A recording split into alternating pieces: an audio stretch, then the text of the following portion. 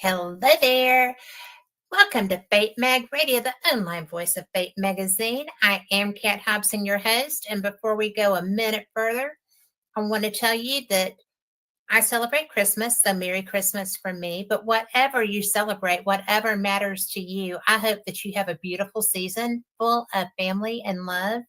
And if you don't have immediate family, I hope you have a family, because I know that it's tough to be alone at this point in the year. I've been there. I have been far away from my family when just about everything happened. It makes it tough, right? But just know that everybody is loved. And thank you so much for joining us tonight. This is going to be an interesting show. I have with me tonight Chris Houston. Chris is one of the most meticulous researchers I know. We have been doing our shows for about the same length of time. He is really, really good at what he does. I am going to go ahead and bring him on, and I will let him help me tell you a little bit more about himself. He is just brilliant. And without further ado, Chris Houston, come on here with me. Hey, guys.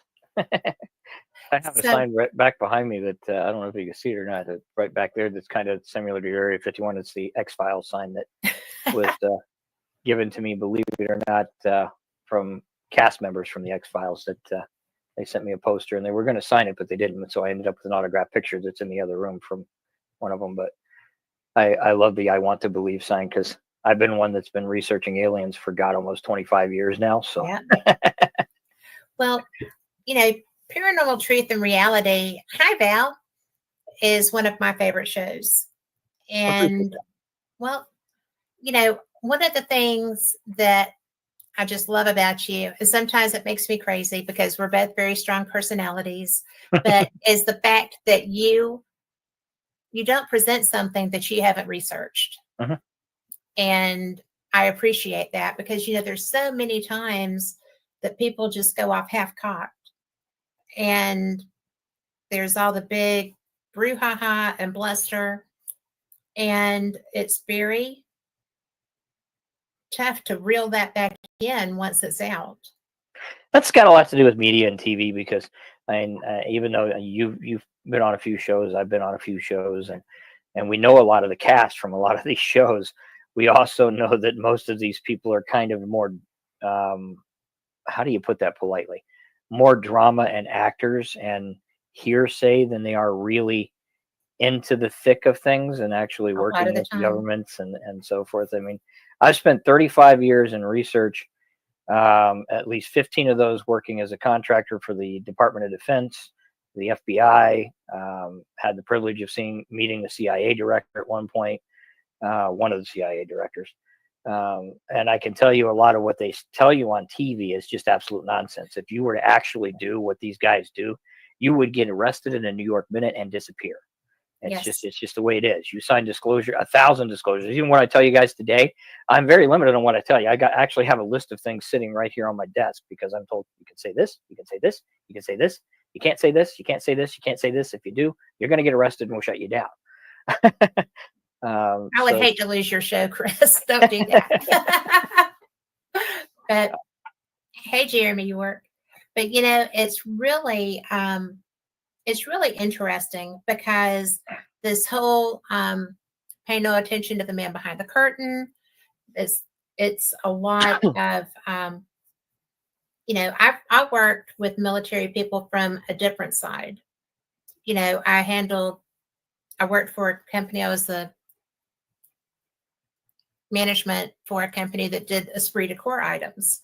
So I would be talking to different people who were still in the hierarchy, but they were the purchasing power, getting, the coins designed and stuff like that. But, which, by the way, I do have a unit coin.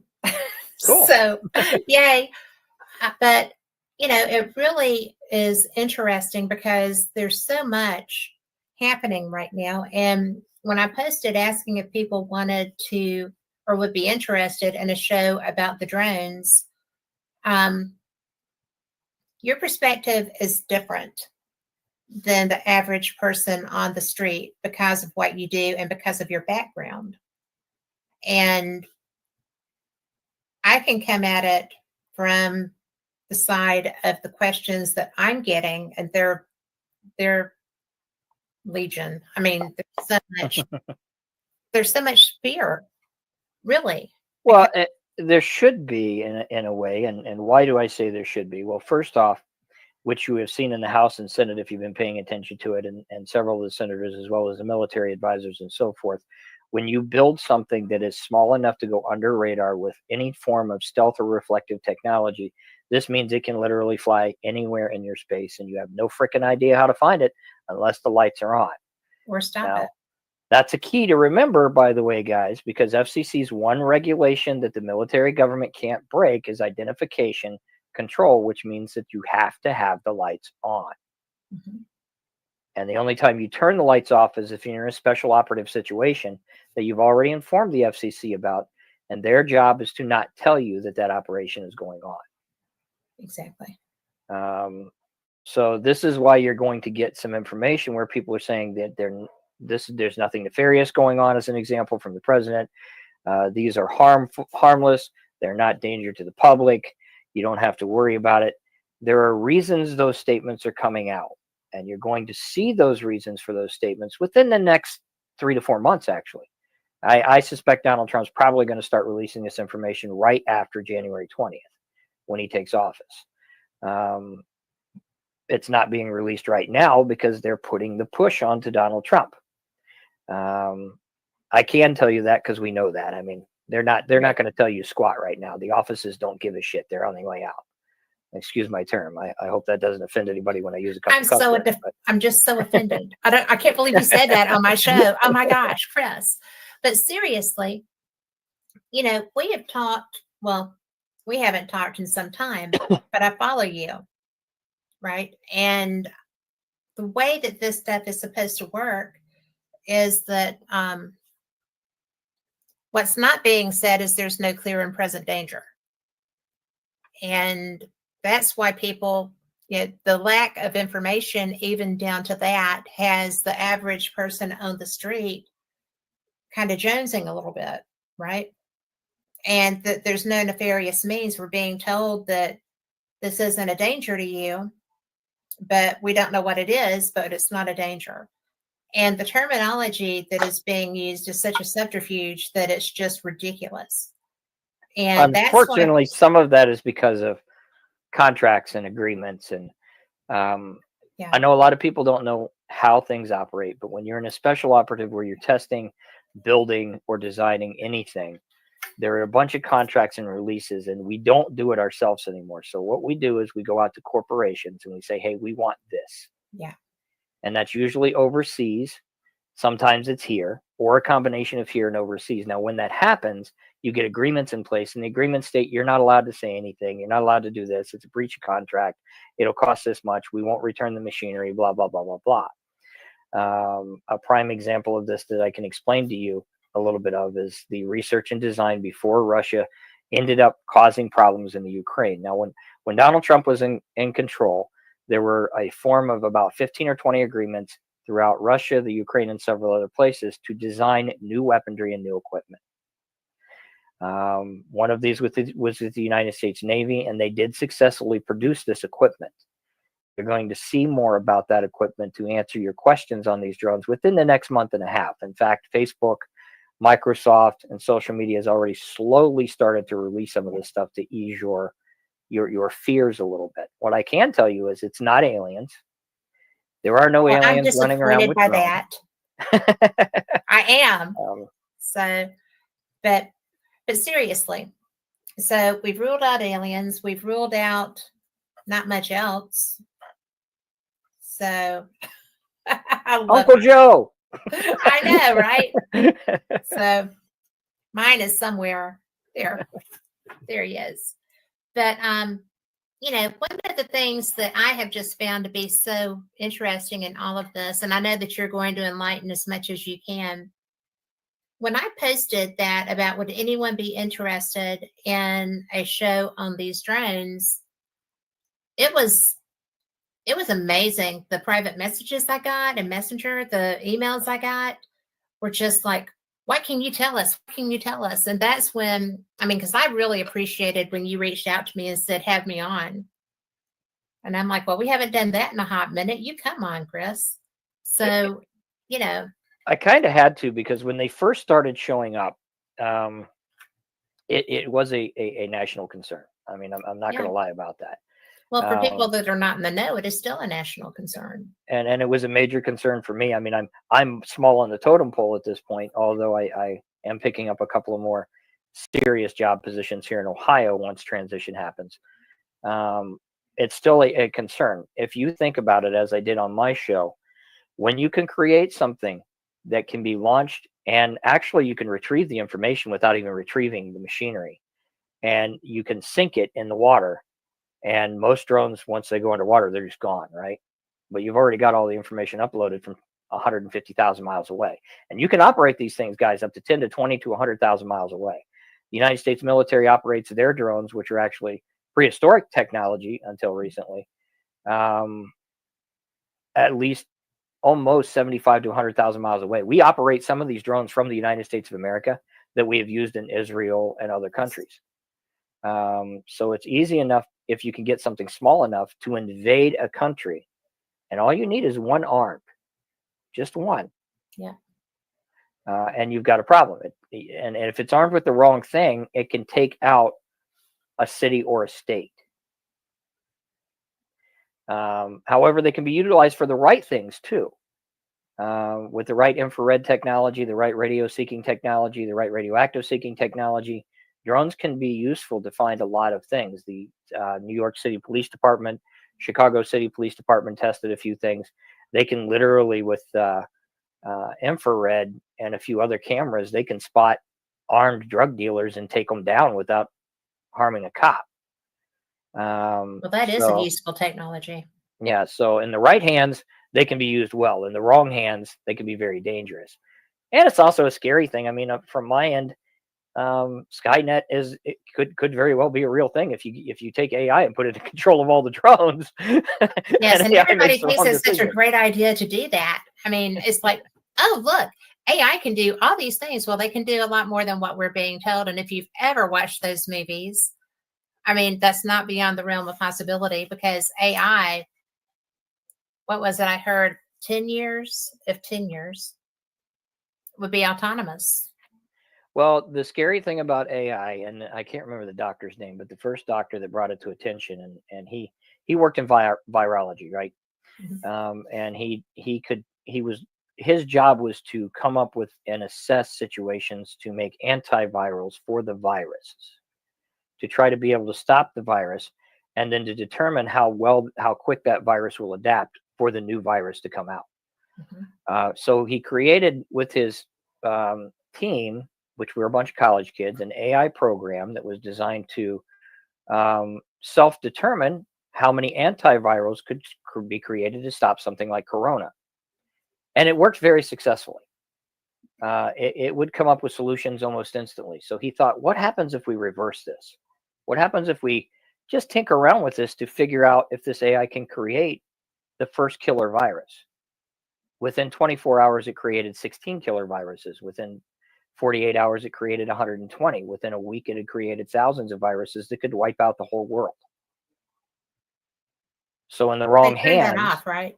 So being facetious, but seriously, that is such a concern. Yeah, in the wrong hands, AI is very dangerous. It's a very dangerous thing, which is why the United States has been working on being the leader in it. Unfortunately, we're not.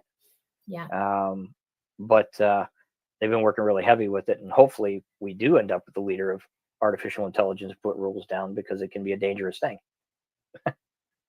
As evidenced by that, trial. But drones are useful situations, and they're also scary situations when you think about it. And if you arm one drone, it can be a very dangerous thing. This brings us back to earlier this year, where there were a lot of threats and worries that lead up to the statement that happened last week with the gentleman. And that statement was, we did find out that nuclear waste was coming into the United States of America for disposal, and it's disappeared. Now, ironically, this happens around the same time these drones start showing up. Right. And this is something you need to think about a little bit.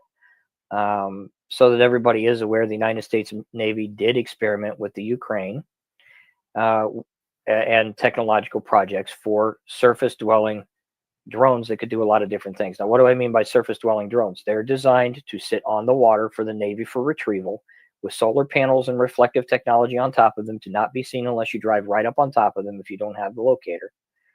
They recharge. They don't have to go back to base for many, many months because they recharge. They can go drop back down into the water, be undetectable, recharge, come back up, and go back out.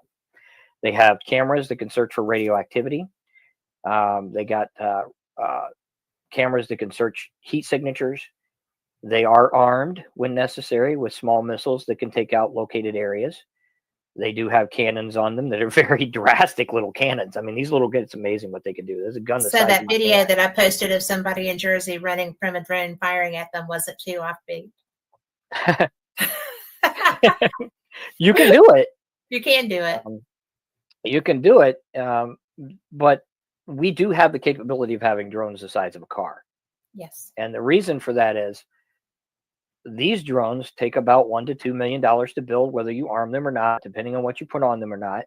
Our drones currently that we're utilizing that are less than 25 or 30 that are active took about $25 million to build and another $15 million a month to maintain when they're being operated. That's a lot of money. It is a lot of money. If you can do it for $1 or $2 million and it doesn't need operated and the computer does everything for you, you're damn sure going to try it. The Navy succeeded at it. The Army ordered more. So we do have about somewhere between 100 to 175 drones that are experimental right now that the military is going to tell you more about. They've already started to release it if you haven't paid attention. And next year you're going to hear more about it. So am I going to have to like go and watch those Terminator movies to figure out how to cope with these drones?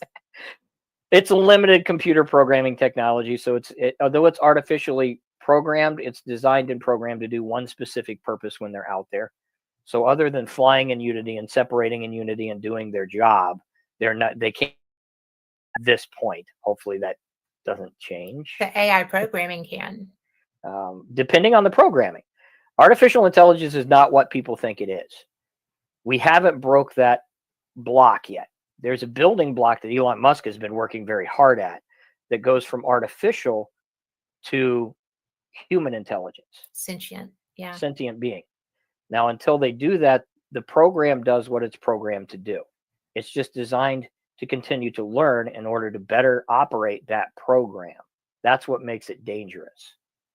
So if the program's told not to kill, but to search and find, it will find everything in its parameters that it's supposed to, which is scary in itself. But it won't harm or hurt anybody. Now, if it's told to kill you, it's going to kill you. Yeah. And unfortunately, when you're dealing with technology, imagine that technology in a robot, in a fully operational, man-sized robot. If you tell it to kill somebody, it's going to keep doing it until it falls apart. So it's a scary thing, and it's not at the same time. But so it's kind of like the Terminator movies. Kind of, if it's programmed wrong. Or right, if you're a bad guy. Or right, if you're a bad guy. So it's important that we keep track of AI technology. It's also important that we keep track of the news and keep an eye on the political situations and everything that's going on right now. I mean, right now, to be frankly honest with you, and the military would agree with this, I know the offices aren't going to shut me down for saying it.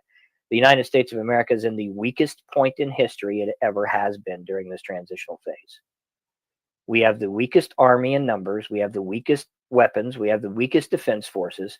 And these drones have proven one thing, if you paid attention to it, for everybody.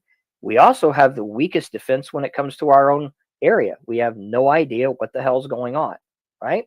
Senators don't know. You have the Pentagon saying they aren't ours. You have the FBI and the CIA saying, well, we're not going to tell you that, but we are they're going not to tell you technically this. ours. It's not the military's, but Yeah. Which showed, this is, but I'm sorry.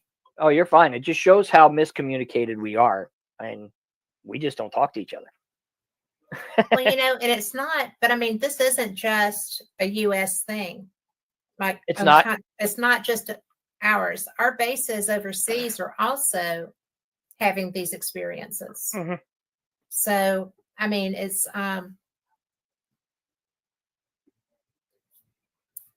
they've been. I mean, they're scrambling what are they? 15s, the F-15Es. Anyway, out of You have joint Lakenheath, efforts working with multiple governments right now in order yeah, to. Lakenheath, Mildenhall, Thelwell, Fairford, I think it is. 4 There should be. bases in the UK that There are, should be two countries, if not three countries, working together right now. I don't know if the third one's yeah, jumped in yet or not. but it's just so weird because, but it's our bases, Well, there's the reason behind that, though I can't tell you. right?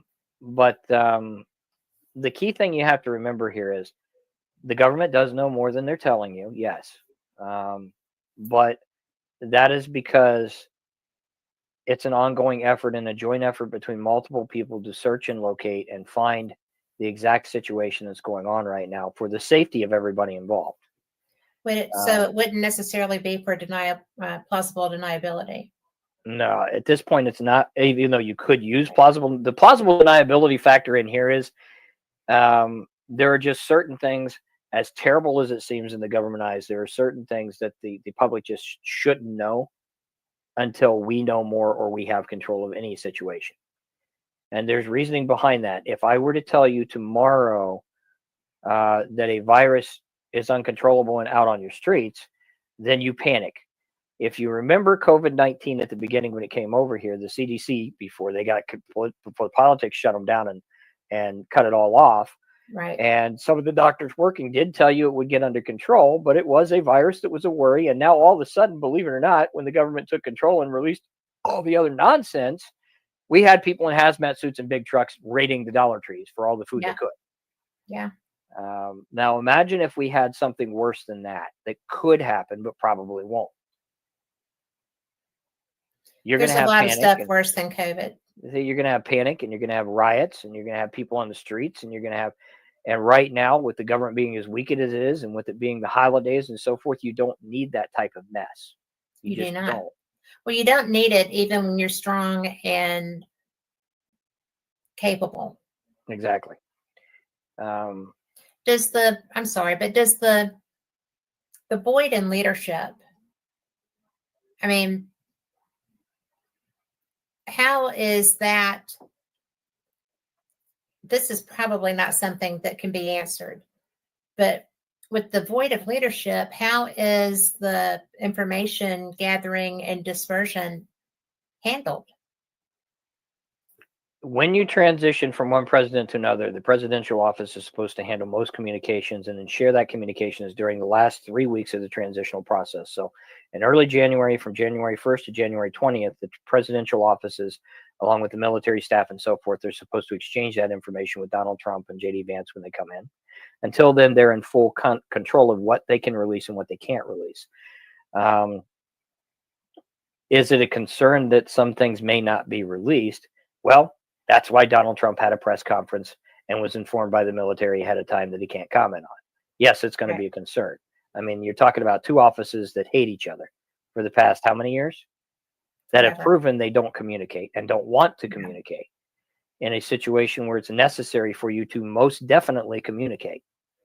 Because this is not just our concern, it's a concern with at least one, if not two nations, while we already have two other nations in control of massive power in the middle of a war. Yeah. So, I don't think it's going to be as big of a deal as it could be, but I mean, Joe Biden's office could be a pain in the ass too. And if they are, then the Joe Biden's office is based on who the administrator is. Is who's making those decisions, right? The administrator and then several key staff members that are usually in conglomeration with military that knows what's going on and whatever they're exchanging with the president. Unfortunately, Joe Biden hasn't exactly been the best president in the whole world, so a lot of that exchange just simply didn't happen. Is For there a one method? reason or another. Is there a method in place when the commander-in-chief is cognitively disengaged? The first steps in any president that you believe is disengageable is to get medical confirmation at that point before the vice president takes control, and then it's announced to the nation at that point if he doesn't resign. And even if he does resign, sometimes the questions are answered because the House and Senate want to know about it. Is you have your vice president and military advisors basically take control of the government at that point. And then they control it until somebody is assigned. Usually that's a vice president to control those situations. So in the case of something like a military emergency or a state of emergency, then you're going to have mostly your generals in control of everything, believe it or not, behind the scenes, because they're the only ones that know. And they're going to be exchanging information with the cabinet and the vice president. And then the cabinet and the vice president are going to be making most of those decisions at that point in time until a new president is assigned. Is that something that's a high likelihood? Anytime that has it ever happened in the U.S.? Technically, when Eisenhower got sick. Yeah. Okay. Is it a possibility now? It's a very slim window. It's a very, very slim window. And right now, most of the military is supporting and backing Donald J. Trump. So I believe if they pulled a wild card and tried to do something like that, that Trump would still end up being president, because I think the military would just back down and say, screw you, we're not doing it. Because they would get in trouble for that, or they could get in trouble for that, though, couldn't they? In that short, even with that short window?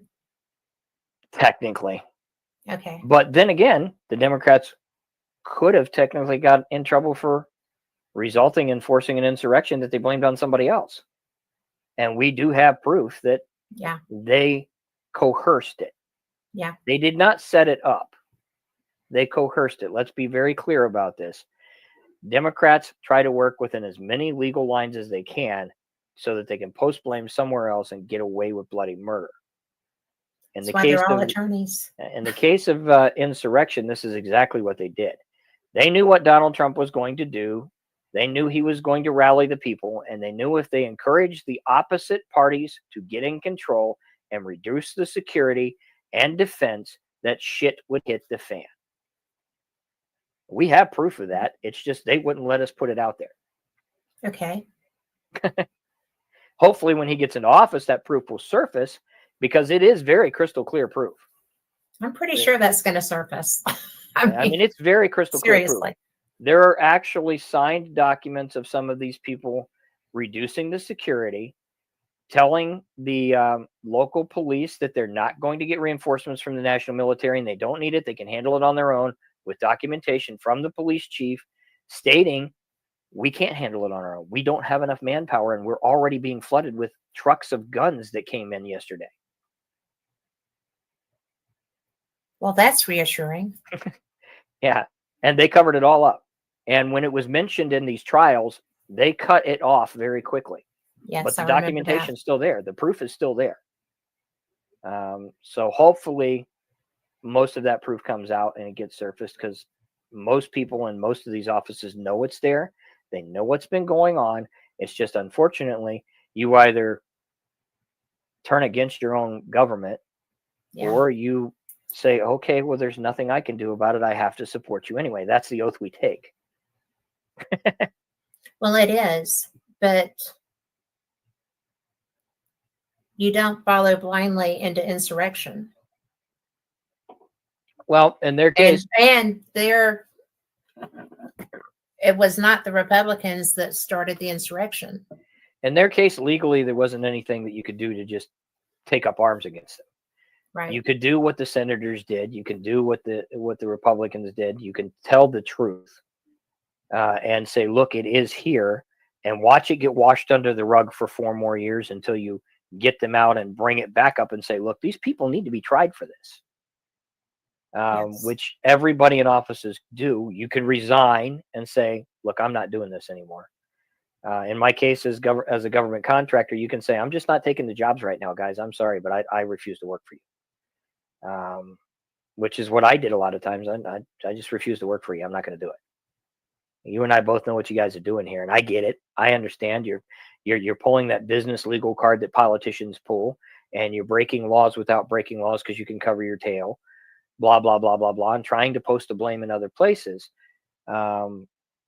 Hopefully that the America starts to realize now how crooked politics can be in this process, and we push to make sure it gets cleaned up to where it should be. Because this isn't the first time this crap has happened. It's just the first time most Americans and people overseas have had social media and all this other crap to sit there and look and go, what? And, it's really, to me, it's been very eye-opening. I love politics. I was a political science major. And I just cannot fathom, when I was in the UK earlier in the year, it was amazing because the people there, they have CNN, all the other stuff, and the wonder of satellite, right? But it was amazing how many people completely felt like, we were just at a loss, and not unrealistically, but it was really, I don't know. I mean, the disinformation was done so very well. Uh-huh. And is that something that is that part of what there will be repercussions for? I would hope the goal to a lot of these new offices that I could get into immigration more than disinformation, but the goal with the misinformation campaigns and technology is fortunately and unfortunately at the same time to take better control of these situations and be able to outlaw some of this stuff and prevent it, because other countries that can be hired, they can actually be physically hired by the United States to do so. They can do it on their own. They can be hired by other countries to do so, have been so perfect at doing this now that we as Americans will adapt so quickly. And it's not just us, it's other countries. It's just in different ways. They've learned so smartly how to do this that we think it ends up being a humor campaign or this campaign or that campaign, but we don't realize when you're opening your Facebook page every day and you're seeing the same shit flash in front of your face, eventually that image and those words and that situation sticks in your head. You begin to believe it. Yes, that's true. And that doesn't even count the misdirections. Let's give you one or two pieces of information and then fake the rest of it. Yeah. Which the Navy's getting your bona fides in 2 instances and then tossing them aside for the rest of your career. Which the Navy and the Air Force has been doing for years. I mean, absolutely. We kind of cornered the market on that in the paranormal for at least 20 years. Yeah. Easily. Yeah. So it's not something that's not new. It's just today, social media is such a large disease anyway. And I've addressed this a couple of times. I have some psychologists that I'm going to have on my show next year that are going to discuss this. Social media disease is one of the most untreated mental diseases in the world. And it's because we escape. We can be whoever we want. We can see whatever we want. We can believe whatever we want. And it's got to the point to where it affects every other mental disease that's out there, minor to large, to where at least 60% of Americans are a bit, excuse my term when I say this, but we're a bit batshit nuts. Because we don't know what to believe anymore. So we build our own conspiracies and we just run with it. Well, we build our own reality. Yeah. And we just run with it. So, and if you have the wrong person in control of that, that's creating a false reality, we start to believe that. And then it becomes dangerous. Because all it takes is one crazy person to pick up a gun or do something dumb. We've seen that happen. Yeah. Recently. And other governments know this. And even our own government knows this. And they know how to take advantage of it. and that should be stopped. Yes. That's why Donald Trump got shot at. I know. So does everybody else who pays attention. You know, I really don't discuss politics as a rule on my shows because, for one thing, I don't like to put myself out there as far as, well, you should listen to me. This is the way things are. You know, but when you see all of the anger and the angst and the people that have been driven to the point of being suicidal because Trump was elected. No, I know. You know, I mean, that's a real thing. And it's a sad thing. It shows It is that horrible. Anybody that thinks that because of a political environment, your life isn't worth living, you have no hope for your future. We've had some terrible election processes. Oh, and we've had some terrible presidents. We have no matter had which way you look at it. But of both parties, I mean, there's nobody has a jeopardy or has a monopoly on lunacy or just bad decision-making processes, but, you know, or a lack of experience or so many other things that can create less than thrilling behaviors and decision-making processes. Well, and when you're looking at it, what we're discussing technically is not politics. I mean, you're noticing I'm not supporting or denying Donald Trump. I'm not supporting or denying Joe Biden. We're talking about the reality of how you're being manipulated. Yes. Not necessarily by the politicians, sometimes by the parties, sometimes not by the parties. A lot of times by the ideologues. I mean, a lot of times it's by foreign entities. Yes, believe it or not, the manipulation that are manipulating the situation. And believe it or not, sometimes both sides, on whether you're Democrat or Republican, are lost in the dark, and you're getting involved in this, and you're falling for it too, yes. which is causing you to fight with this one and this one to fight with this one because of all the misinformation that somebody else fed online to destroy a country. And that's what you're talking about. These misinformation campaigns were designed to destroy the United States of America. They've been very effective. They have. As I said, some of these countries have really taken our original design and the Philippines' original designs and the Vietnamese' original designs, and they've combined them all together and created the perfect way to take down a government from inside without doing anything but spending $30 million. Yeah. All it takes is cash. Yep. $30 million and some idiot on a computer. Yeah, pretty much. You know, it's so funny because when the balloon was first going over the country and all these people were like, oh my God, this is a blah, blah, blah, blah, blah, and it's China, and it's, you know, and that's okay. That's fine. And I read a blog that said, I guess that's whatever $1 billion will get you is a free flyover. And I was like, well, I hadn't really looked at it that way, but okay, you know, and that's one of the things that's out there. If you have people that are being compromised, is so weird. It's easy to compromise the United States of America. Let's take the Chinese balloon as an example. Okay. Most people don't understand that China owns 320,000 acres of land in the United States of America. Yes. And they operate on this 320,000 acres of land on a regular basis. That makes billions of dollars a year. And it also goes out to billionaires in the United States that control some of these land accesses and control some of these flight paths and have things coming in and out every day. So how simple would it be to fly that balloon over top of situations like that and still be able to take pictures in other places? Well, some of those acres of land are less than 5 miles in that direction from a military base. Absolutely. And that's what several governors have been just up in arms about. and trying to limit that. And it seems to just keep getting tossed back over on that pile of stuff to handle later. And it really is an imperative thing to address. Money. That's why it gets tossed over there.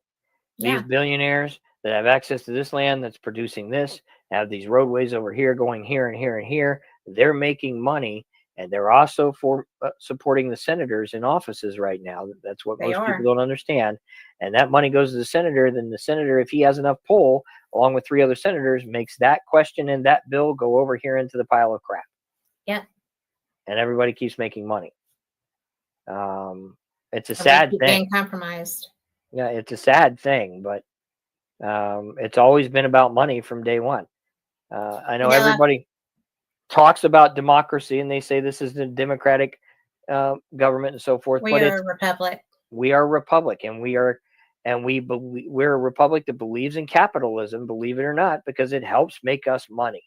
Yeah. Now, that's also what makes part of our country great. Capitalism also, when given the small amount of socialism, you can be a guy that has a penny tomorrow and be a millionaire next week, depending on how you invest that penny. Nonetheless, it has its downfalls too, and these are some of the downfalls of our belief system. Yeah. Well, you can't really just come back and say, "Oh, I'm so sorry. Just because I made all this money 6 years ago, you really shouldn't be doing that. So we're going to change the rules now because I have mine," right? That's actually what people try to do sometimes. And I don't know, Chris. We're supposed to have laws in place that state you can't do that. I know, right? We actually do have laws on the books that say that you don't do that. Yeah. But diplomatic immunity is a real thing too. So it's an interesting thing. Rub people's backs this way, and then my friend over there in the back, you see Mr. Bones. Yeah. Rub people's backs this way the right way, and then they rub your backs this way the right way, and then eventually those legal standpoints get overruled because somebody slips in another law and another law and another law. And the Democrats have gotten really good about that. This is why 4 more years from now, you're going to have to fight if you don't want them back. Yeah.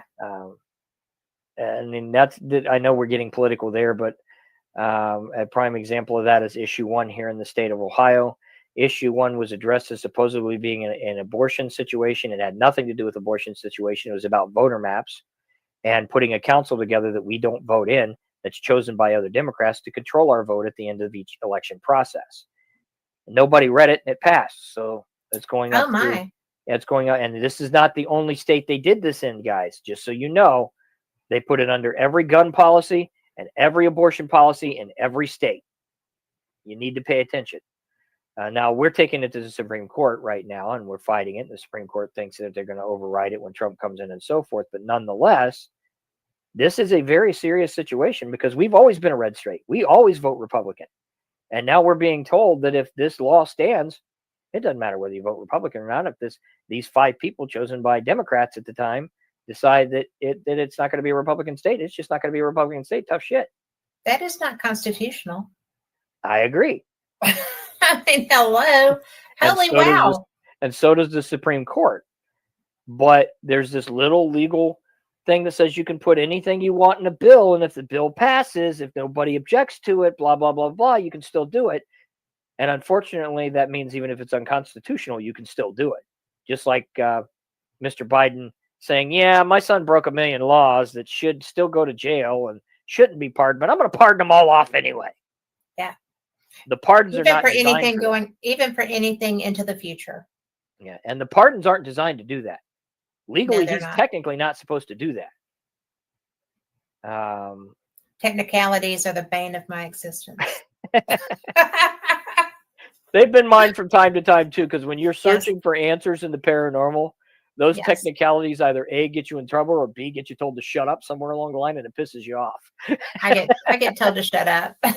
So, nicely. And Lori in chat said, always follow the money. Indeed. So What do you think?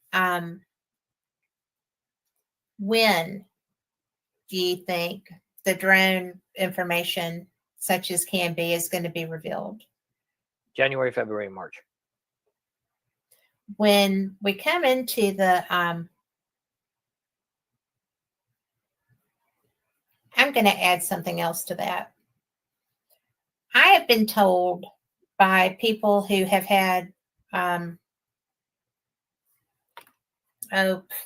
abduction experiences that not everything in the sky is ours. Not everything in the sky is human. They are correct. And I've been told specifically the ones that wink out are questionable. Do you think there's any validity to any of that? Yes. Not everything in the sky is identifiable. Not everything in the sky the United States of America knows, and not everything in the sky in other countries have been identified as being from here or not from here. The only thing that we know is some of the capabilities on some of the things we have spotted from time to time are impossible for us to understand because we didn't design them. Mm-hmm. We can confirm, look, this isn't something that we know about. And this is not just us, this is other countries that will admit to the same thing, and that you'll see consistently now. That's the one thing in disclosures that finally, everybody's going, yeah, well, it's there. We just don't know what the hell it is. I was curious specifically about the underwater capability, because I know you're familiar with the term fast mover, right? Uh-huh. The underwater experiences. But given some of the other stuff, do you think those are all just ours? No. Okay. One of your friends that ended up on my show and your show, he was one of the original guys that operated some of the X-Files, brilliant man, had brought up a very serious thing that you and I had talked about that made me do a lot of research afterwards, and that was asking the question about the Arctic base. Mm-hmm. And look, if you ever have these questions, look for this, and this. It opened up a 10-year research situation on a lot of things that I can't answer about what we know and what we don't know, and how off base we are on certain things, when just right down the road is an actual research base we never knew about. Yes.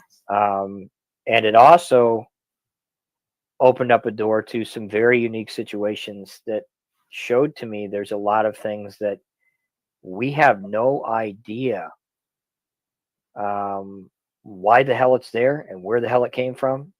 We just know it's been there for God knows how many years, but it is there. Yeah. And this is not just in one area, but several areas of the world. It's global. It really is global. Yeah.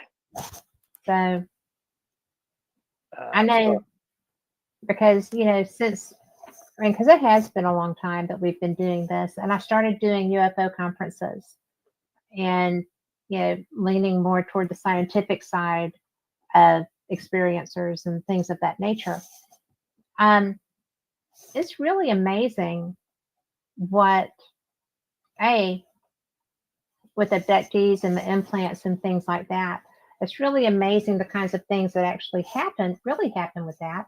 But it's also interesting to me, the technology that these people report. And it blows my mind, because a lot of it is stuff that, it's like with Antarctica. Okay. What we had talked, Antarctica. Why was John Kerry on Antarctica on the day of Obama's second inauguration? He was Secretary of State. He should have been at the inauguration. Mm-hmm. And yet they sent him to Antarctica. And that was during that time period, you remember, when every head of state or a close representative of such, including the Vatican, went to Antarctica. Mm-hmm. And everybody's like, well, why are you doing that? And there was never an answer. But you're not going to get one. But Lockheed Martin had a base there. That's who was doing the work. And I got nosy and I just went on their website to see what you had to do to apply to go to work there. Did you do that? Did you see that? I looked, but I can't really honestly remember. Well, in order to go and work there, you cannot have your own communication device. You cannot take a cell phone. That's You're not not taking right. a camera. You're not taking anything. And all communications would be handled through Lockheed Martin's communication system. Also, no surprise. Yes. And so I was just kind of like, what you looking at? You know, You come run on, into come that a on. lot with top secret bases. So Area 51 is the same way, guys. I've been Yes, to Area 51 twice, I and have. you are not allowed to bring any communication devices into the system. You are patted down. You are actually, if you go into the first time I went in there, there's series and sectors, right? They actually have them marked off in colors. So one sector is just an admin sector. You can walk in your own suit. Mhm. But if you go off of the admin sector, you're actually you get taken over here before you go into the base, and you get reclothed and you take a shower, and then they take you in there, so that they know that you're not carrying any A communication bug. devices and Yeah. everything's 100% secure. So it's not surprised that they use their own communication devices. Yeah. Even Cheyenne Mountain, before it was public knowledge, had its own communications device. When you were in Cheyenne Mountain, you communicated in Cheyenne Mountain with their communication devices. Now it's pretty much obsolete, Right. but it's That's no surprise they would interesting. do that. Yeah, it's just the way it is.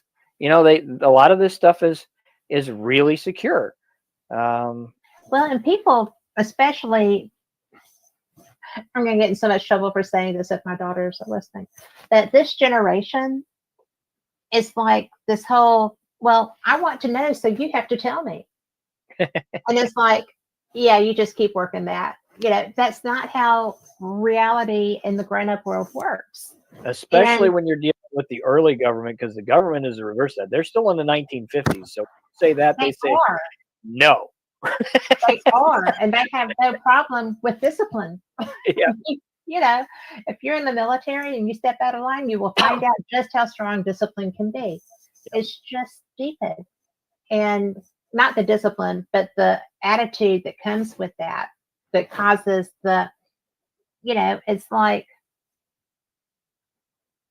it's just insane Well, that, need to know is an important thing when you're dealing with any government, especially with the United yes, States, because we were built on need to know. In other countries, it's not quite need to know. It's if you know, we'll just kill you. through that, But need to if know you here find at Top out. Secret Information has been a big deal for God, almost since our birth, but especially for the past 80 years. Um, when we were in the Cold War, it was very, very important. I mean, if you think about it, when you're trying to transport one nuclear scientist over to America that it basically said, I don't want to be here anymore, Yeah. it's a big deal. And Oppenheimer had 3 of them on his staff. Yes, he did. So, Well, I mean, uh, look at Einstein. yeah, and need I to know mean, is very, very important because of situations like that. It's also I want everybody to think a little bit. Let's say tomorrow aliens are real, but let's say they are nefarious. mhm. Do you want to know that? Do you really want to know that? And do you want to know that every day I have 12 or 20,000 people that you don't know about that are sitting clear up there somewhere that's keeping you safe because these nefarious bastards want to kill you? Or do There you you want to go. live your life and be happy? When they say ignorance is bliss, I like being blissful if it's the right situation. Uh, However, I love what I do and I love getting information. oh, I do too. And, I enjoy it, it's just, and I like to dig in and I like to know this stuff, but I understand where some of this is coming from as sure. well, because in the wrong hands, information can cause chaos and a breakdown of design that can destroy not only a country but a world. Yes. Um, Well, we've had chaos agents working in the US for a while now. And it's really, I don't care. I don't care what anyone's political leanings are. I don't judge my friends based on that, although a lot of people I know do. I don't I don't. I think that if you see something that is ultimately going to cause havoc in your society, then you have an obligation to just kind of say, you know what? Maybe we should talk more about this and let's have a little bit more truth telling with this. And it's so like the people that want to come here and kill us and not, taking them to your bosom and nurturing them so that they can do more of the damage. We lost a lot of what made America and the United States a great supportive country by the people. And one of the things was not allowing that to happen. In the old days, misinformation campaigns were ran a very information campaigns. We didn't call them misinformation at that time. We called them information campaigns. Were designed a very specific way to support the United States of America. This is why the wives, when the husbands went overseas, were in airport creating bombs and creating planes. Everybody had no problem saying, oh, we're going to go to war. I'll go first. Because everything you read and everything you saw backed the fact that the United States was the good guy and this person was the bad guy. And though that may not be fully the case, it didn't matter to us because we wanted to believe we're the good guys. And we still do today. And there's nothing wrong with that. Unfortunately, that egoism is hurting too. We're told so often how horrible the U.S. is. I mean, we're greedy, we're mean, we're ugly, we hate everybody, we hate children. We would put children in the streets. Because that's what they're being told. I know. Their misinformation campaigns go against us because keep in mind, we were the first person to create the atomic bomb. I mean, the hydrogen bomb was designed by Germany, but we created the atomic bomb. We barely, but we were the first one to do it. Yeah. We were the first one to get to the moon. Barely, even though people want to say we didn't. You know what? I grew up with those astronauts. We did. We did. We were the first to conglomerate the business market and the international market for exchange. Yes. We succeeded in all of this because we believed at the time that if you put the proper morals and the proper goals in place and you showed people the right way, that everybody would follow. And that egoism.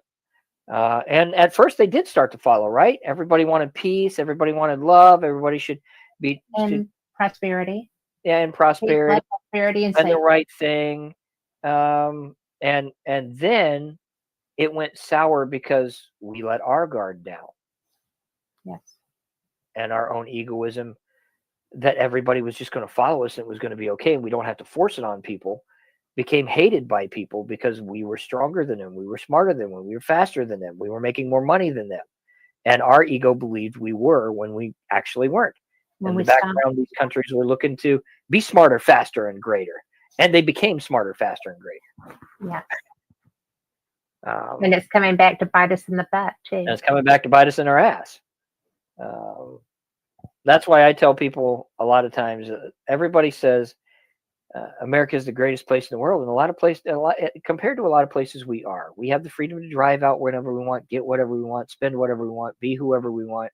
That's awesome. There are other countries that limit that incredibly. But we're also not the best country in the world because right now, our education is 37% below every nation. Yep. Our kids are dumber than a rock. And that's just one example. Well, it's because even with the television being used as a babysitter, it's not Sesame Street and the electric company anymore. It's stuff that just mind numbs them. Well, and when you have a more liberal idealistic system at the time, teaching people freedom of art and not education as an example, which up here they do, and the children should be able to make their own personal decisions and not enforcing education more, they become dumb. Well, you have to have that background. You have to have a background to build. And you add that on top of the fact that we are 52%, a minimum of 52% higher in natural occurring disease and disability than the rest of the world, meaning we are sicker than every other nation in the world. Yep. as an example, we're not the greatest country in the world. We just have some advantages other people don't, and we believe in our country more than most people do. And there's nothing wrong with that. My patriotism will always be for the United States of America. I would die for it. Yeah. Will you sign that line? But we should also understand that we can improve on it and we can make it better. And at one point we were there. We were well into the acceptance phase before all this bullshit of everybody. I didn't care who you were. I'd still treat you as a human being until all of this racial nonsense and other crap surfaced again. There's just no need for all of that. Well, if you're creating all this hate and anger and Misinformation. Yeah. Well, not all of that is misinformation. Because but all you have to do is poke the points. Yes. And misinformation in the right areas, poking the points, causes groups to form. And then the groups become more aggressive. And then you control the groups and you lead the groups in the right direction. And now you've caused a chaotic moment.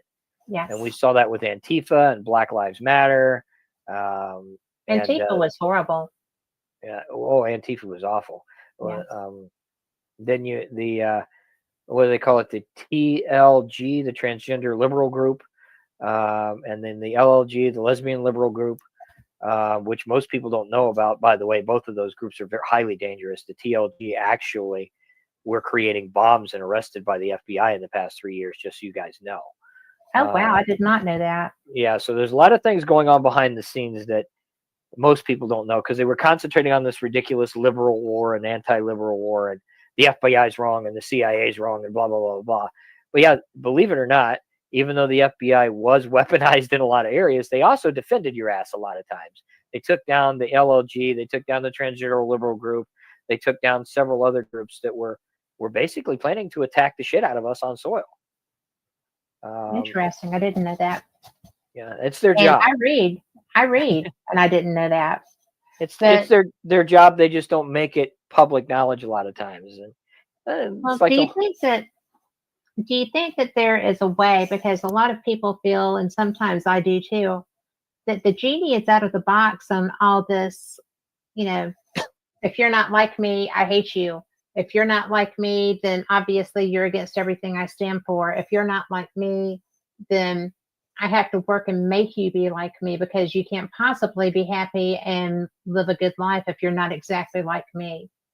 I think social media has painted it that way from all these campaigns. And I think a lot of what I'm saying is, can that genie go back in the bottle? It's going to take a lot of years. But there was a question when you ask yourself that, when you do your research, ask yourself this question is, did anybody ask that when we were dead set against Martin Luther King wanting, excuse my term when I say this, because it's terrible to say it, wanting Negroes to have rights? They said, could that genie ever go back in the box? Are people ever going to accept that? They did. We allowed them to have rights. When the first woman wanted the freedom of being able to choose instead of being treated like a secretary and a mom, everybody asked the same question, and there were riots on the streets. There were. But we did accept it, and the genie went back in the box, and now I know women corporate advisors that make billions of dollars a year. As they should. As they should. Yes. So I think yes, but it's going to take everybody to understand the one thing that makes America different than most countries is we work through these issues, and eventually we start to register how wrong they are, no matter how right we thought they were in the first place. It's not that we were any better or any worse than anybody else. It's just the conglomeration understood that, maybe you really shouldn't go out burning crosses in front of these people's yards. They're not bad people. And maybe they should have the same rights we have. But before that, we're human too. And humans do bad things. We always have. Humans do terrible things to each other. And that is, you're right, it is historical. And I do want to say hi to Krista Cesare, who, yes, I got it right. But he said, what a great and appropriate discussion. And I feel like it is too. And this is not necessarily where I thought that this was going to go, but I'm loving every minute of it. And Raymond is welcome to chat too. And, you know, when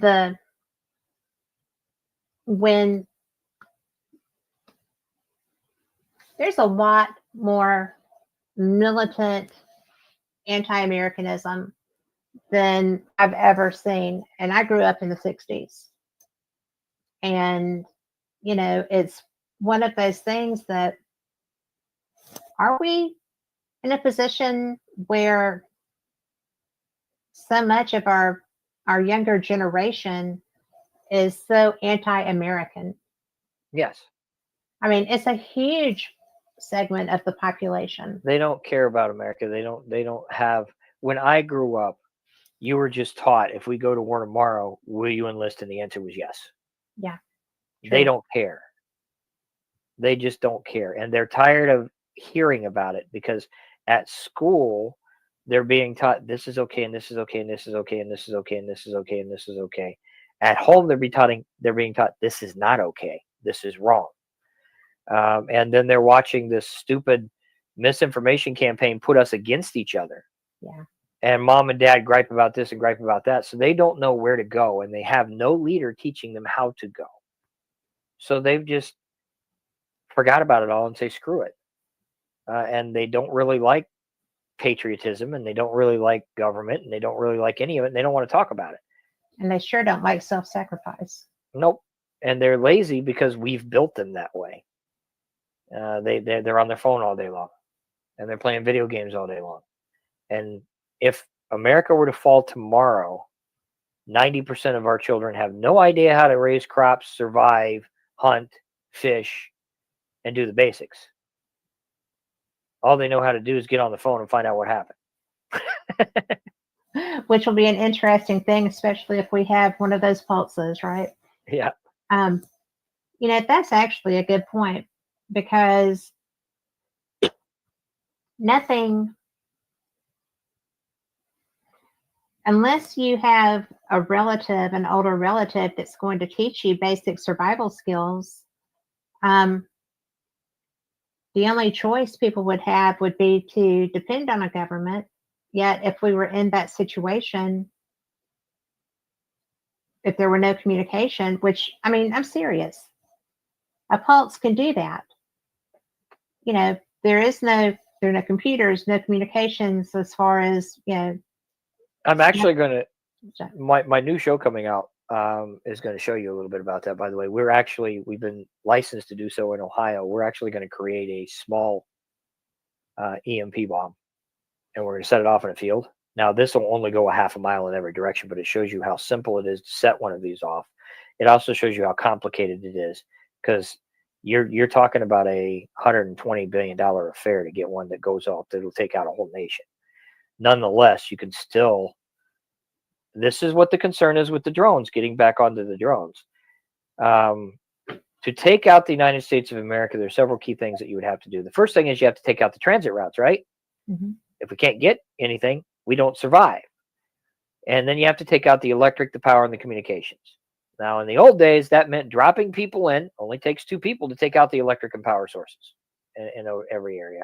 But the 2 people still have to be covert enough to get in, figure out how to get through it, set the bombs, set the systems off, and then we can come in, right? You don't have to do that with a drone. Nope. All you got to do is point, aim, and go. That's why people are so freaked out about these drones. I mean, and it should be a concern. In this case, it's not a concern, but it was addressed with the United States government. The FBI director, the ex-FBI director now, but he still did address that and say, hey, look, you need to address this. Several CIA advisors, several Department of Defense advisors addressed it in the Senate hearings, and they all said the same thing, and that is, regardless of whether these are harmful or not, now that it's been brought to the attention of the public, this is what you need to know, and this is what you do need to look at, and this is what we need to increase. What did they think was going to happen if you're over the Jersey Shore with 50 freaking drones? I mean, hello, you better believe that those people are going to come out their door and say something. Well, and you know what surprises me? What? And maybe that's why, even though they say it's coming to Ohio, it never happened. How come there wasn't one of them damn hillbillies trying to shoot it down? I know. And what was so funny You didn't see them down here. What was And that? Somebody. I haven't seen a one of them more report in Ohio. I've seen a couple of false reports, but I know why too, because if you fly over here, we got one of the largest militias in the whole United States, and I guarantee you, most of them are hillbillies, and they're going to start shooting. Well, one of the girls, there was a meme that was like, "You don't see them in Georgia because if we see one of those things, we're taking it down and stripping the copper." Yeah. I'm like, oh yeah, okay, but you know they are Jersey, New York, they are in Ohio, Pennsylvania, Massachusetts, Florida, California, and Virginia. They claim. They claim. There hasn't been a drone over Ohio.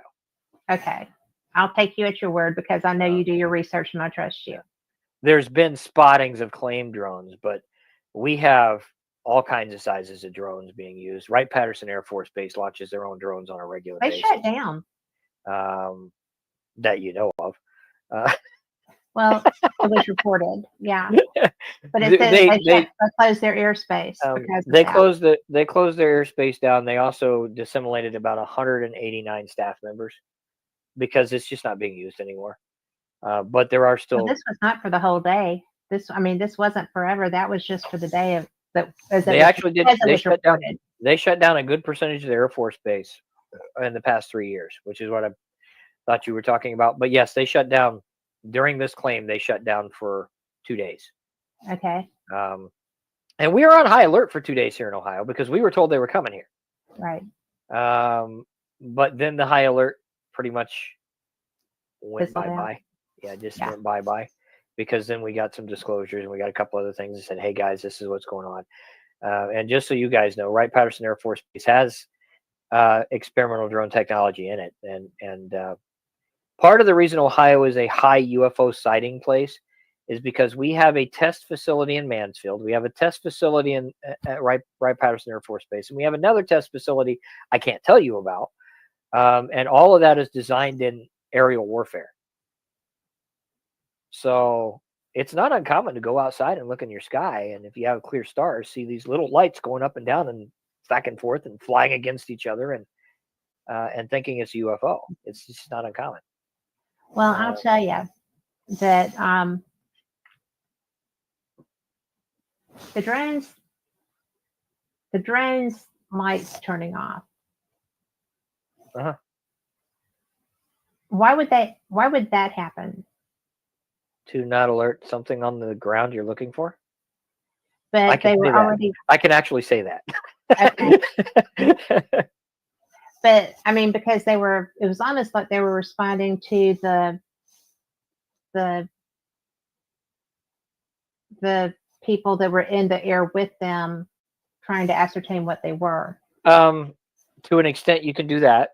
And that as long as the FCC knows roughly where you are is fine. The other thing you have to think about is, let's look at it this way. Let's say I have a high target.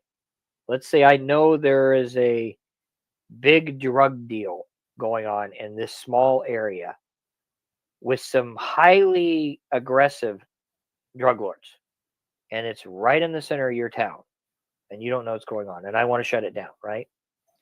And I can spot this to see if it's going to be a danger with a drone. But they can also see me.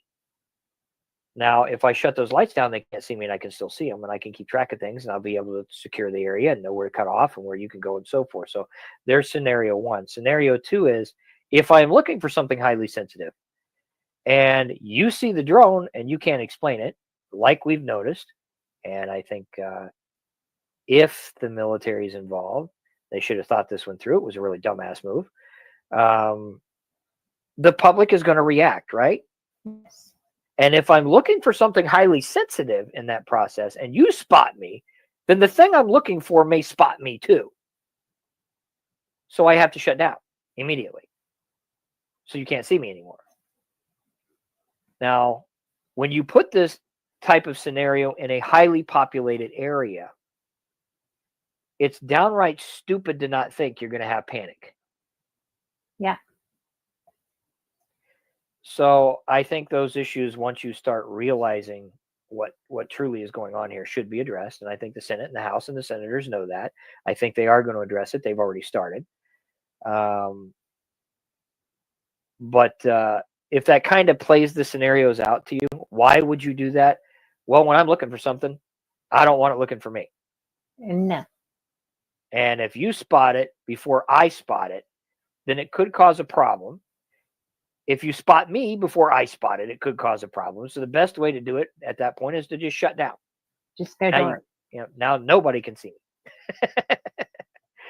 Well, that's something that I was so curious about too, because there were reports that there were choppers or some aerial craft in the air with these, and they hit it with a light, and their lights went out.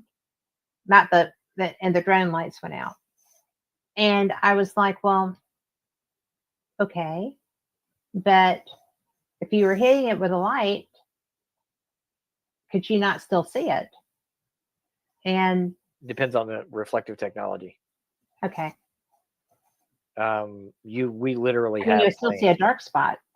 You would when you got close enough. But we literally have planes where in the dark with the reflective metal technology and the paint that we have, to where you're not going to see it when the light goes on it.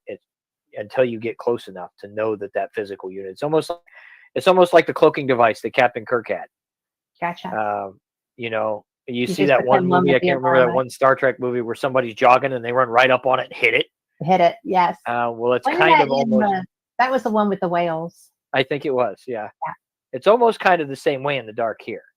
The technology is so dark, it's beyond our first spy plane that we're used to seeing, that if you turn off all the lights, you're not going to see it until you're right up on it. You could literally smack right into it before you know it's there. That's interesting. Yeah. So, I have to say that kudos to Star Trek for half the crap that I have sitting around my desk and in my purse and all of the things like that, because it was so before its time. If it wasn't for Star Trek, we wouldn't have flip phones. We probably wouldn't have cell phones as early. We wouldn't have interactive computer systems that we have now with voice interaction. All of this was thought through them, and science was too. Yeah. They were always cutting edge. I always say that Roddenberry was getting downloads the whole time. It makes you wonder sometimes, because even when he retired and they get into the next generation used so much science that wasn't physically known yet. I know.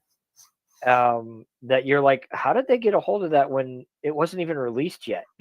They probably went and talked to the people that made those same designs on the little guys in Egypt in the pyramids, right? Yeah. The ones that were carrying a tricorder with them and such. Yeah. I mean, I love stuff like that. The history of aliens fascinates me. I will say that. It's when people ask me, do you believe if aliens exist? I always give a canned statement, and that is, we'd be naive to think that in a universe that's ever expanding, there's not something as intelligent, if not more intelligent than us. And we'd also be naive to believe that it hasn't visited here somewhere along the line. That's pretty much my canned statement too. Because it's true. But I am fascinated with the hieroglyphs and the history of what confirms that. Because there are some very specific hieroglyphs and historical markers that you can go, yes. Yeah, there's no mistaking that. That's a UFO. I mean, seriously. And and there's also the architecture that has actually been lost to jungles. And when the first time that I ever heard Eric Von Daniken talk, he was talking about when he was a young man, between 17 to 22, right in that period. And he would work as a waiter and go adventure, spend all his money, come back, work as a waiter, and go adventure. And when he went to Peru,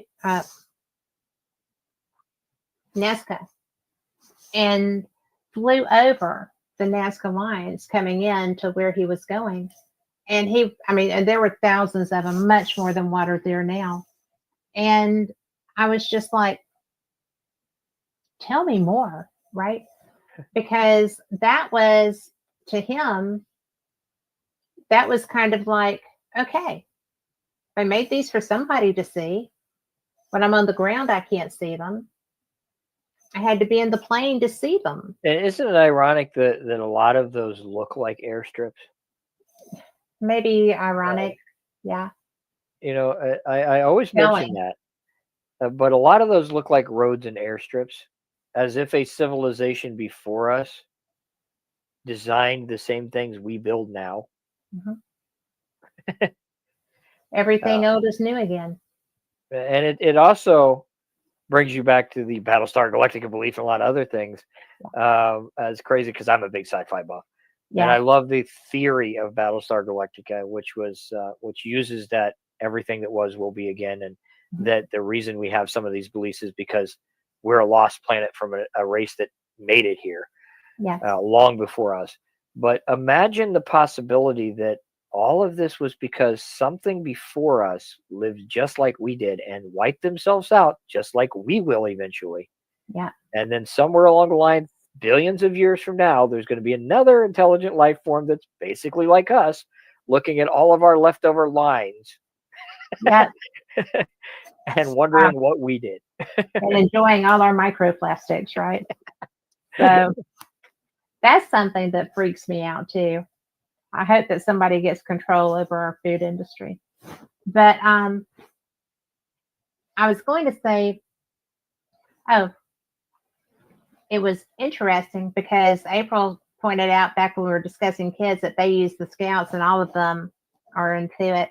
But she also said they saw three planes, thank you, three planes fly over us here in October, and they had blue round lights on the bottom of them and not the red and green lights. And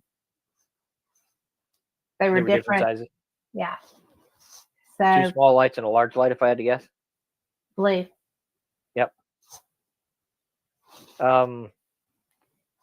If they were military, obviously you know that certain colors of lights are used for communication, right? So the FCC and everybody knows who you are: yellow lights, red lights, blue lights, and so forth. But there are also specific lights that are designed for specific situations and scenarios. Blue lights pick up and detect specific things, and the military does use those in rare occasions. I don't know if the public knows that much or not, but it's something that most military officials know if they've ever been on planes. But What do they pick up? certain spectrums of light Oh, and okay. signatures, so it's not uncommon to use them. And they're a low class spotlight as well. So I can use a blue light in the middle of the night as an example, and it doesn't interfere with your vision of light. So I can still spotlight a large blue light on the ground, and it doesn't affect you. Okay. Most people don't even Interesting. notice it's there. So it's very common to use alternate color lights for spotlights when you're flying over, and you can still get in the parameters of communication stating the plane is still here and search for whatever you want to do or do your test exercises or whatever else. I didn't know that at first. I had to start asking questions because I see crap like that here in Ohio all the time. Okay. They do low base maneuvers all over the state. So I once saw 2 helicopters and 2 planes that were using blue lights, and I dug into it. Why are these guys using only blue lights, and why are they flying so low in these fields? I was in that field, and it bugs me. I need to know. Yeah. And it took months to figure it out, and I finally had a military advisor go, okay, Chris, this is why. Okay. I'm like, well, that makes sense. That's all I wanted to know. Thanks. Let it go. Sometimes all you need is just that little, Yeah. Because I'll see stuff. Because you know me, I'm going to go ask, right? And I was doing something one day, and I had the opportunity to ask a guy that I was working with on one of his projects, and I was like, "What is this? Why does this happen? And whose team is it on?" And he looked at me. He's like, "I can't talk to you about that." And I'm like, "Well, yeah, you can. I pay your salary. I'm a citizen." He was like, "That's not how that works." He was right. Well, But you know you're on the right. You know you're on the right path when you yes, get to that point to where they won't tell you squat. It's when they Yes. tell you everything, it's like, okay, well, obviously you're telling me that. So, but when it gets to that point to where they're either saying, I can't tell you or shut up. Yeah. Oh, I asked somebody in who was a military person. They had just ostensibly come out. Okay. And so I was like, so are you disclosure or disinformation? And he just looked at me and turned really, really red and just said, I would never betray my country. And I was Well, like, I wasn't he asking answered you your to. question. Yeah. I'm disinformation. And what's interesting is that is a very, very nice person. And it was something that I don't think was ever expected. Right? That was not a question he ever expected. And I asked in public. It's a valid question, though, It was a especially if valid you're in question. public eye, if you've been on Yeah. TV, if you go to these conferences. Yep. Look, are you this or that? Now, you're Yeah. not allowed to answer that information No. unless you're a wackadoo that we use. And there are a few wackadoos that have been fed disinformation from other people. Yes. But most of the time, you're going to get that canned statement. You're going to get, I would never betray my government or my people. Yeah. Well, his that, was and, I would never betray my oath. and that answers your question. Yeah. Um, And that person is very much in the public eye. of course, he is. And he's Been on major TV shows, probably, and yeah, he is. He's a lead on the show. yeah, he knows the gig, He especially if he's worked for the military. Yeah, and he's brilliant. So, and that doesn't mean these guys, so you guys know, are bad people. I've met no. a lot of these people. They're awesome people. Watch their shows if you see them. They're great. Yeah, they're great at what they do, and they have a genuine interest. Oh yeah, they do. They have a genuine interest a lot of times. But if they get a phone call tomorrow saying, say this and don't say that, that's exactly what they're going to do. Because that's what their government is telling them to do. Because that's what you're supposed to do. Yep. And that's who they took the oath to. Mm-hmm. And I agree to that to a certain point. I took an oath too. There's certain things I can say and certain things I can't say. What I've said today is sitting right here on a piece of paper. I've been told I'm allowed to say it. Yeah. And if asked the wrong questions, I would give the same canned statement to Kat. It's not that I don't like Kat. It's just that I'm not allowed to say it because I'll go to jail. And it's because Kat would absolutely understand that. Because Kat is a patriot. So I really am. I grew up that way. I grew up with, we're talking about generational behaviors and such. Well, my grandpa was in the military, but nobody believed him because he never whipped his papers out to show somebody or, whatever. And so, this is the man that if I spent the night at their house, every morning, they had a flag on outside their front door. And every morning we would say the Pledge of Allegiance. And if it was a holiday, a national holiday, it was a lot of fun, right? It was just, we sang Star Spangled Banner and we did all this other fun stuff. And, to me, it was fun. My dad was the Green Beret Special Forces, 182nd Airborne. I grew up with a lot of that. My dad was in Vietnam. My uncle My dad did not go. In the United States military. He fought in Germany, my uncle and my great uncle. I've had many friends that were in the 101st and several other infantries.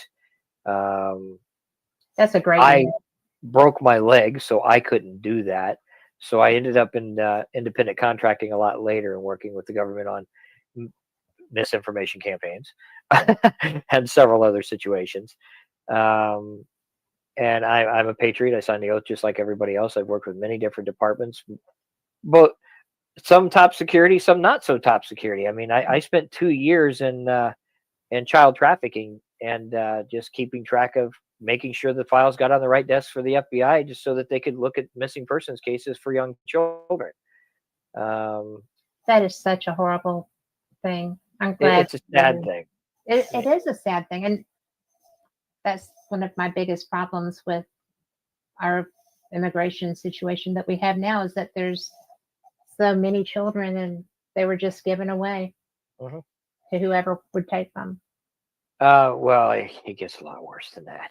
It is a lot worse than that because the people that took them did not have good intent. Donald Trump is issuing a new, if everything works right, and I believe it's going to work right, because I've been in contact. I'm a little crooked here, but that's okay. You can still see my face. What they call, then this might change the name, but the ICC, which is supposed to work with ICE when he reinitiates it, which is Immigration Control Committees. It's managed state by state. I am a part of the Immigration Control Committee here in Ohio. And I've had the great unprivilege of preparing for this job for the past 3 months in case it happens. And now it's not just me. I'm not in a massive role. You're not going to see Chris on a bunch of politic, blah, blah, blah, blah, blahs with the suit and all this other stuff. I'm one of many people that are going to be in these departments. Our job is basically to be the decision makers for ICE so that they don't look like the bad guys, right? You have to have a social services department for everybody, correct? Right.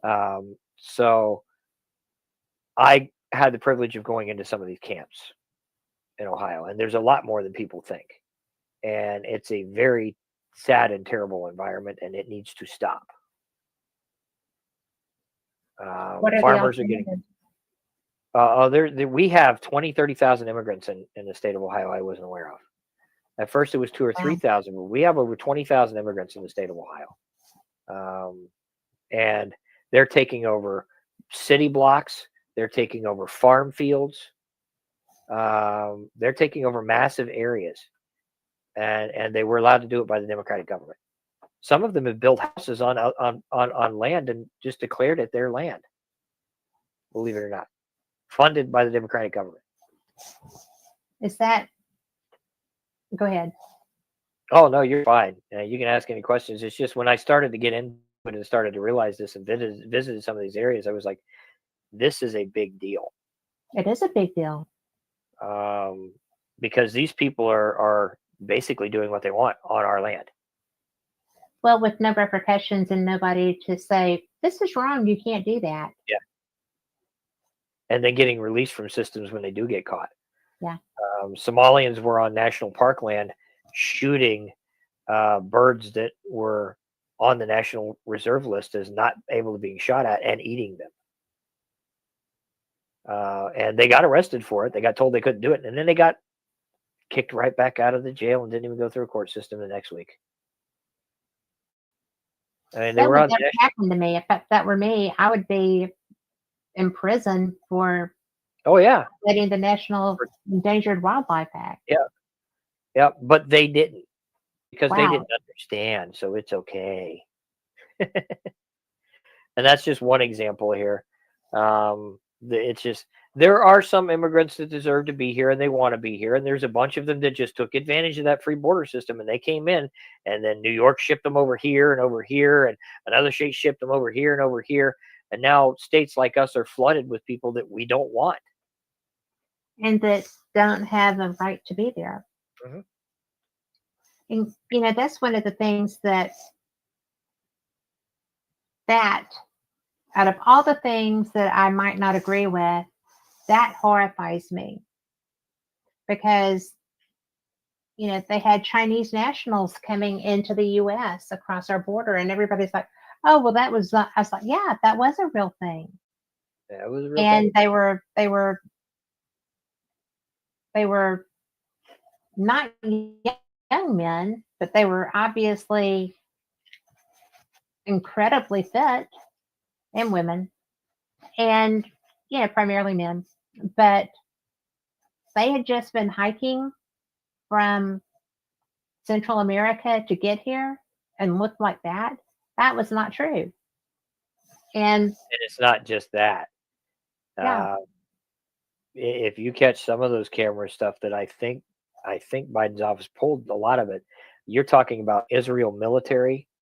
You're talking about Mexican, Colombia militaries. Yeah. All crossing our borders on a regular basis. And you can tell by looking at them because they're well armed. They're not just walking like. Well, they're well armed, but they're also incredibly fit.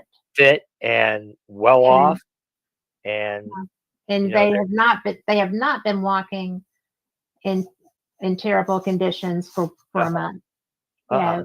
and it's incredible to me that nobody has tried to stop this at all, and in fact have been encouraging it. But my main thing still is those hundreds of thousands of children.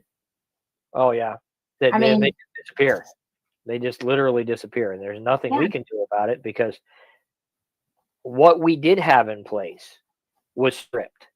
yeah, So at least when you were checking in the right channels, it may look terrible because yes, in the integration and interrogation area, there were caged areas where you had to sit for 24 hours, and it looks awful, but it really well, wasn't that it's awful. our bad, but it's yeah, Most of these people actually got shipped off to real hotel rooms and real housing and real everything within a very short period of time.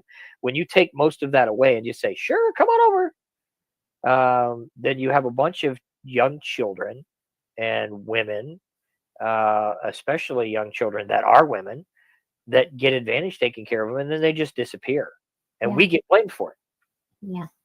it in the long run. And trafficking is so real. I mean, it's really before this. Okay, before all of this started happening on our Gulf Coast, there were people that were being trafficked. And it was something that I became aware of just by inadvertently seeing a situation. And I was just so blown away. Uh-huh. And so now, when you know, you have kids still come, they're unaccompanied. Most people don't understand, and I learned this when I was actually there. Now this number has lowered, but because it's been at least 11 years since I've been a part of that. But at one point, 11 years ago, 27% of missing children in the United States of America is because of illegal child trafficking. That means that 27% of the children that disappeared did not disappear on their own accord. They were abducted and used in child trafficking situations here in the United States. That's a scary thing. It is a scary thing. And, people talk all the time. You can't go into, like in Vegas, in the restrooms of the women's rooms. It's if you need help, and it's in several languages. If you need help, there are people to help you. Mhm. And there's all these ways to communicate that. And you know, women share those, like the hand signs and stuff, because sadly it's the younger females that seem to have that happen. But I just am so astounded that I've got a soapbox under my feet. I'll step off of it now. but Well, it's it's a major, it's a serious situation that most people well, aren't aware of. it's shocking. It's shocking that here in this country, where people came seeking a better life, that these women and children of both genders, you know, were just let in and just given to people Mhm. that had nefarious intent. And And the nobody tried to stop that. and some of those people are here in the United States of America, and they're actually United States citizens. Yes. Yes. And it's a terrible and awful thing to think about. Well, that's why I tell people, we aren't the perfect country, no matter how No much we place is try. perfect. No place is perfect. We do have our flaws, and one of our flaws is the rich love to get away with bloody murder. Um, and that should be looked into as well. I think it is now a little bit. I think people are starting to realize, even though you got to go through all the nonsense there, misinformation as well, that um, the rich in Hollywood and Beverly Hills and all these other places have a very bad underbelly. They just cover it up a lot better than most other countries. I would agree. And well, it's not just there. No, I mean, it's any place, any place. It doesn't matter where you are. there's always going to be an underbelly of society that, you can be rich, you can be beautiful, you can be whatever, but your inside can be rotted out too. Well, society has built us that way, and social media has built us that way. Yeah. It used to be when I started my career a long time ago that a human being, and this was a true fact, a human being would run across one serial killer within their lifetime and never know it. Do you know that's increased to the number 3 now? That every human being will run across 3 serial killers in their life and never know it. That's true Be mathematics. thankful they don't know it. That's a Wow, scary situation. that's incredible. Yeah, and if you think about that, that's not only scary, it also shows where our psyche has became because we're falling apart because we rely on social media and we rely on phones and we rely on technology and we rely on misinformation and it's driving us batshit nuts. It is.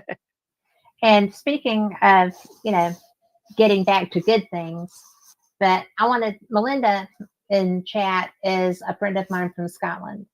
No, And oh, so I this love is Scotland, by the way, Melinda. I think it's a wonderful country. I love Beautiful. it too. I got lost there for 2 years. Lucky you. The longest I've gotten to be there is a little around 3 weeks. So, but she's coming to the US hopefully this year. So Cool. we're going to get to hook up again.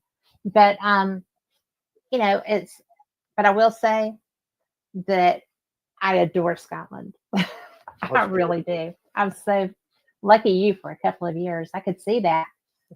But my husband, however, does not see a couple of years of us in Scotland. So there's that. But I think that Chris says that, it can be a scary world at times. And it's just so wild, really. I did not know that you lived in the US. Sorry, guys, sidetrack. but Chris said it can be a scary world at times, and darn right it can. And by the I'm going to run across 3 serial killers in my life. I probably know who one of them already was, but and I'm old. I'm sorry. You got me. I knew it. I knew it all along. But how on earth do you see this getting turned around? A lot of hard effort. The United States of America has to get their patriotism back. You have to understand the good things in order to realize that those small things that we're all stressed out about, we all hate it, we all gripe about it, we all got angry, we dealt with COVID, we dealt with this, we dealt with that. We could talk about that all day long. But how many of you people will talk about the patriotism involved in that? As an example, we spent over a year and a half in isolation, yet Americans still sung outside their doorways to each other. Yeah. They put together food banks outside their doors so that you didn't starve. Medical supplies were handed door to door by people that shouldn't. Even myself, believe it or not, worked with a television star's wife illegally transporting masks we weren't allowed to give people through trucks across 3 states. And this is patriotism. This is believing in your people and your country. We will get through this because we love each other and we believe in this country. Yeah, you're always going to have that politician that's an asshole, and you're always going to have that dickhead that's filthy rich, and you're always going to have all this other stuff. We've had that the whole time. We have had that from our inception. Yeah, we just didn't know it because we weren't looking at our TV screen every day and our phone screen every day. So how do we bounce back from this? We bounce back together. We've already taken the first step. We all decided, and it was a group effort. We've had enough and voted in somebody we want. Hopefully he does good. I believe from your mouth to God's ear. I believe he will, but I'm just one American. I could be totally wrong. But we finally came together as a group and said, we've had enough. We want this. Screw you. Now let's keep that pace up. And let's believe in each other. If we believe in each other, we're going to succeed. That's what America was founded on. That's who we are. No matter how hard it gets bad, we're still here for each other. Yes. I was actually really impressed myself during COVID. And you know, my husband was a small business owner, and he went to work every day because we make things that are, a lot of our clients do necessary work, and we provide stuff for them. And so he was, you know, I'm there not gonna lie. every day. I went broke. I Yeah. had 4 medical clinics. You can't get the doctors to come in. Of course, obviously, that's how all of this web doctor stuff got legal eventually. But I had to shut down all the clinics. I was out of work. I Oh, went to wow. work with the government for information on COVID-19 so that I could get a salary.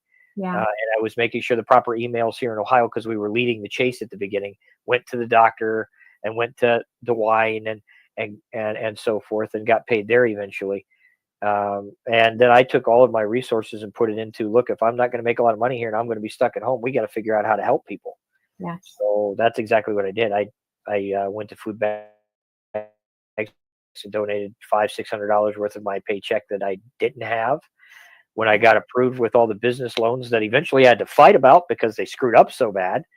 Oh, But wow. I had restarted my business with the idealism of helping people, and utilize most of that money to help people. Still do. I just don't talk about it a lot. I mean, Yeah. but the idealism was, we as America should be able to get through this as a people, and we got to do everything we can. Even during that period in time, I didn't talk about all the negative until I had to. Yeah. Everything I posted on my social media was positive. Hey guys, don't pay attention to this. How about this? I knew a 12-year-old child that built a food donation box and put it in downtown Mountain Gilead and forced his mom to drive up there every week and put bread and necessities in there so that poor people could have things. What an amazing family. Yeah. And those are the things we need to concentrate on. When America It comes together, we is, do it well. because we are a society, and, you know, the pitting each other against each other over ideologies. I mean, we're bigger than that. We are, oh my gosh, we've got such a history of overcoming. And I hope that somehow the conditioning that's happening now lessens. I think Because, it's starting to. I think people are starting to realize that social media and artificial intelligence and misinformation has got to a point to where it can take down societies. I think the United States is a prime example of this. I would agree. And I think Americans in the United States are starting to realize this. The biggest problem with us as Americans is, again, that egoism. We feel we're unstoppable, so we're unstoppable. The Right. first time we learned we weren't unstoppable was September 11th. And now this is the next thing, which is even bigger, where we realized, hey, you know what? Maybe we need to take 3 steps back. We need to concentrate on ourselves. And we need to realize our idealisms are great, but if we can't defend those idealisms, then they don't matter to anything. We're going to fall anyway. I'm going to let you handle that question. Do I believe that the division of our country is by design? Yes, Yes. I do. In I, fact, I can prove that. Eisenhower put together a think tank, and one of the things, there were 175 things in this think tank, by the way, all kinds of scenarios, from aliens to what happens if poop takes over the world. But some of it was ridiculous. But one of those think tanks was how to take down a government through misinformation and technology, and the ability to do so very quickly and very easily. Ironically, about 72% of that, if you can get your hands on it, has been used yeah. in detail and worked. The only way that that can happen is if somebody designed that. The question is who and why. Now, it's very important in that process to understand from an intelligence standpoint that I can release to you from other channels is other governments have access to this stuff too, and they have also utilized things through Eisenhower's theory of bringing the most intelligent minds together and created an ability to do so way before now, and have done so, and we're responsible for about 80 to 90% of the misinformation that destroyed us. Well, Melinda also said China's 100-year plan. Which ain't going to happen in 100 years now. It's going to happen in about 5 or 10. Yep. It's amazing when you hand the tools for your own destruction to somebody that really wants to do that. Yeah, and China's very adamant about it. Well, they're not hiding it. Z doesn't hide it at all. He tells you, and when he tells you, you better be ready, because he'll go on and address his whole nation and say, I'm going to do this to America. They can't do shit. That's why we can't see his broadcast over there. It's not because China doesn't want us to see his broadcasts. It's because America doesn't allow you to watch them. Yes. And he does very clearly tell his government, this is what we're going to do, and we're going to do it in this period in time, and they can't do squat. And this shows you how powerful I am, so shut up and do what I say. Always nice to have that little, mechanism in your pocket, I guess. And sometimes when he does it, he's right. It happened right on key. Sometimes it's just blowing nonsense like every political leader. But sometimes when he says it, you're like, oh, you know what? He just said 3 weeks ago he was going to do this in this period of time, and we didn't pay attention to it, and it happened. Yeah, it seems like people should pay attention when he speaks. Oh, we should. It's just we have a lapsed government. For the past 4.5 years, we've had a lapsed government. A government that doesn't pay enough attention, a government that doesn't think these things are real, and a government that wants to line their pockets more than anything else. Yeah.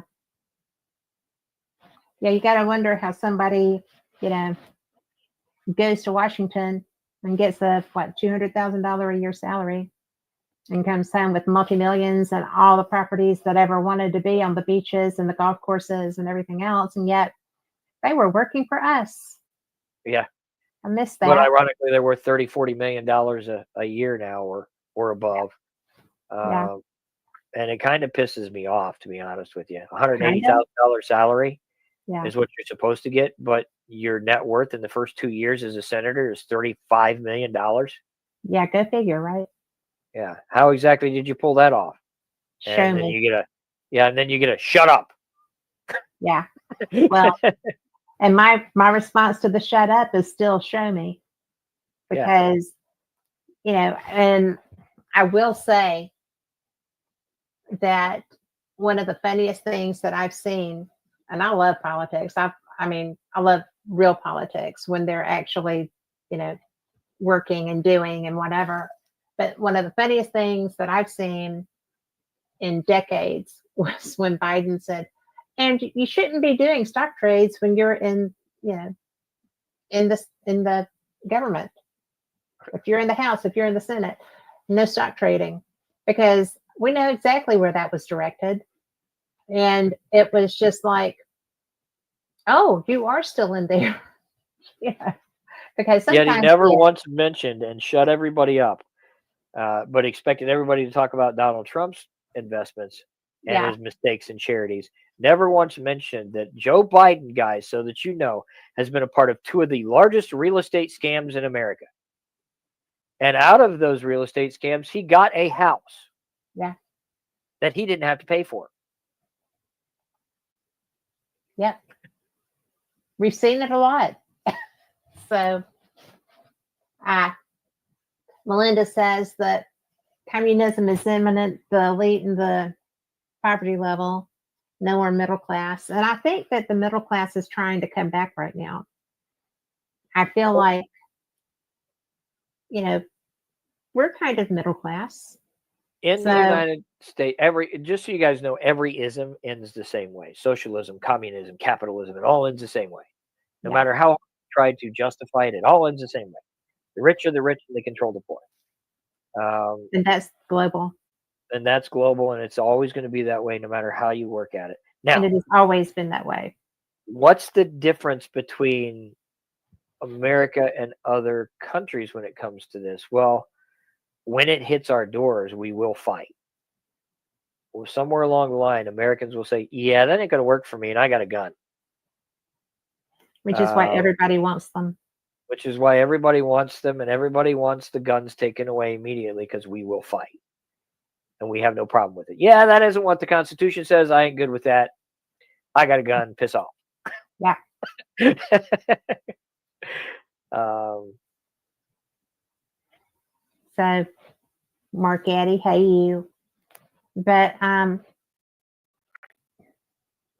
it's really amazing to me that things got so out of hand I'm with not our government. amazed. I'm not I mean, amazed with it. well, I If you was, because I didn't think that it could happen in one term. if you study history, and this really honestly, you just saw it in one term. We've been in collapse for We have, many but I years. mean, the things that were Um, actually getting shoved. it shows how quick social media misinformation can be used now compared to the old days to Yes, cause yes. that collapse. But society shows you how there's only two ways a power can grow and die. The first way is you grow in that power and you have an idealism and you force it on people. And eventually the people get tired and fight back. Yeah. The other one is your idealism is so just that you believe in it so strong that you get so high that you believe nobody can ever touch you because the idealism is right, and then you fall from it. We're in Yes. the second category. Our idealism, we believe, was so strong that it would never fall, and you just couldn't touch the United States of America, and we were wrong. Well, yes. Yes. So, and now the good news is we didn't fall like the Roman Empire and all the other empires yet. So maybe we can change this now that we understand. You know what? Our ego, our idealism is right, but our egoism was wrong, and maybe we can just mop it up and clean it up now, and come to an agreement that works. And just learn. And Yeah, and learn from the mistake. yes. I mean, if you don't learn from them, you're going to keep making them. And we don't have a lot more room to give on making them. No. And we're not the only country that needs to learn that lesson. If we Absolutely not. If we go down this road, history repeats itself. We're all going to wipe ourselves out and start over again. Be starting again. Yeah. But I hope for some good aliens to show up, because they're going to be seeding the planet. Or at least come down at one point and just shut everything off and say, you know what, guys? No. Yes. I'd be okay with that at this point. I mean, and there is Allie Merrill in chat, who is my baby.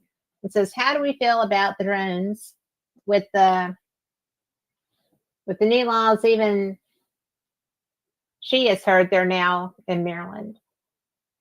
You're going to find these drones are going to span out to a couple other states. They're going to continue their search patterns. They are harmless, just so that you know. I can't tell you why I know this, but they are harmless. They should be a concern for you. You should always ask your questions. However, the search patterns are going to start to dissipate here, and they're going to start to increase overseas at this point. You're going to get your information on why, hopefully, when Donald Trump takes office, and you're going to understand why people were quiet.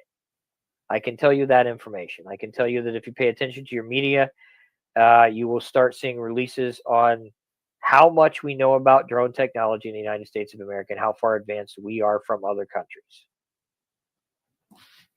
You probably won't be told right off the bat the information exactly on why this has happened, but I hope you do. I hope they tell you, hey, look, this is why, because it's going to be a concern that opens your eyes a little bit, and it's going to also make you realize that that sometimes, even though you want the government to be the bad guy, they're not as bad as you think. That's true.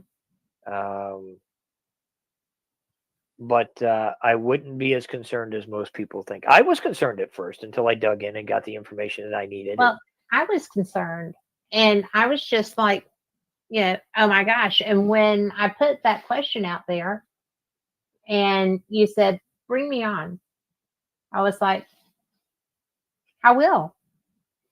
So, because I trust you and I know you do good stuff. I can tell everybody things are under control. Okay. I know a lot of people going, yeah, he said, Pay no attention to the man behind the curtain. Yeah, and they know more than they do. They do know more than you know. And it's not quite what you think, but it is still a concern that they had to address for your safety. And they have addressed it, and they may very well have saved your life because of it. I'm good with that. And you should not be alarmed at all. It is not an invasion from another country. It is not something where you're going to see drones flying out of the sky and shooting at you and killing you. It is not an alien invasion. It is not a I was really political pulling for invasion. the aliens at this point. So It is something eventually, yes, that I think they should tell you, and it is a danger that was a big concern. And I believe that in that process, they did what they had to do. Unfortunately, when you're doing that, you should have probably thought about it a little bit more because it is going to scare the shit out of people. it did. All those poor people on the Jersey Shore. So I am just, I'm so appreciative of you. Thank you for being here. And tell people where to find you right quick because we're about out of time. Well, Born TV every Saturday, which is also on Darker Realm, I think, is it Dark Realm Dark TV? Realm TV. Dark Realm TV, which is also replayed on Dark Realm TV. I have my own talk show. You're welcome to join. I'm actually going to have an 800 number attached to it later on this year. You can call into the show if you want to. So make sure that you do that as well. On top of that, I have a couple of new projects that are coming out.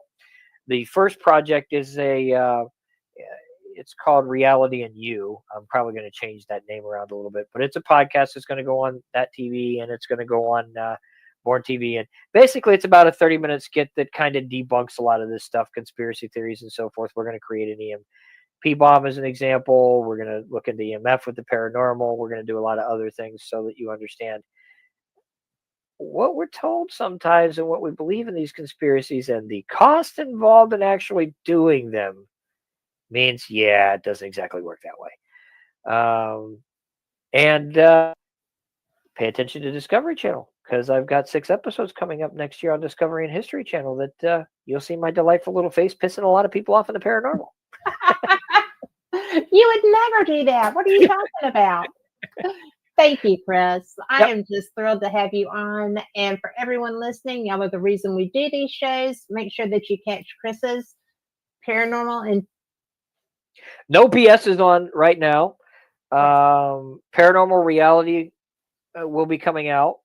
And then there's a couple other things we're going to be doing too. So check them out and find them on Facebook.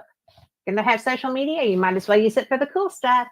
So thank you again, everyone. Good night. We'll see you same time, same cat channel next week. Good night and Merry Christmas.